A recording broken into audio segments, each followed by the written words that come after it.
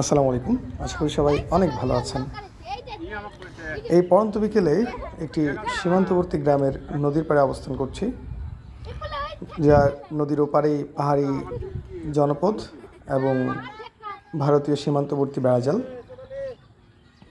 এপাশ থেকে প্রতিনিয়তই ওপারে মানুষ যাতায়াত করেন তাদের গৃহপালিত পশু মাঠে চরানোর জন্য। এই পড়ন্ত বিকেলবেলা এই নৌকোটি যাচ্ছে তাদের গৃহপালিত ছাগলগুলোকে ঘরে ফেরানোর জন্য। কিছুটা সময়ের জন্য রংধনু এক অপরূপ রূপ ধারণ করেছে। গরুগুলো নিয়ে রাখাল তার ঘরে ফিরছে, নদী সাঁতরে পার হচ্ছে, মনে হচ্ছে সেই ছোটবেলার কবিতার কথা। আমাদের ছোট নদী চলে বাঁকে বাঁকে, বৈশাখ মাসে তার হাঁটু জল থাকে, পার হয়ে যায় গরু, পার হয় গাড়ি, দুই ধার উঁচু তার, ঢালু তার পাড়ি। যদিও বা এখন বৈশাখ মাস না, যার কারণে এখন নদী ভর্তি পানি। মনে হয় বৈশাখ মাসে ঠিক কবিতার মতোই রূপ ধারণ করে এই নদী।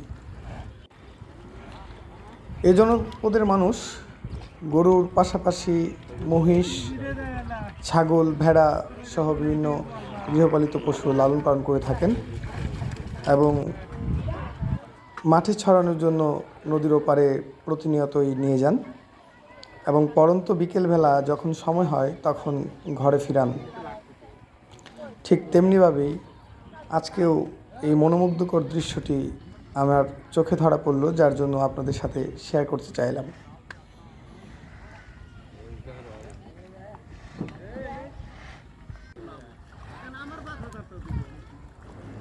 এক কৃষক তার মহিষের পাল নিয়ে ঘরে ফিরছে।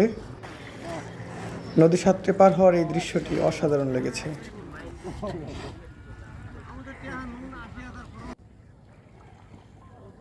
একটু আগে যে নৌকাটি নদীর ওপারে যাচ্ছিল সেটি এখন তাদের ছাগলের পাল নিয়ে বাড়ি ফিরছে। গ্রামীণ জনজীবনের এই দৃশ্যগুলো অনেকের মনে হয়তো দাগ কাটবে। কবিতায় পড়া কিংবা নিজের ছেলেবেলার কাছে অনেকের হয়তো আবার ফিরে যেতে মন চাইবে।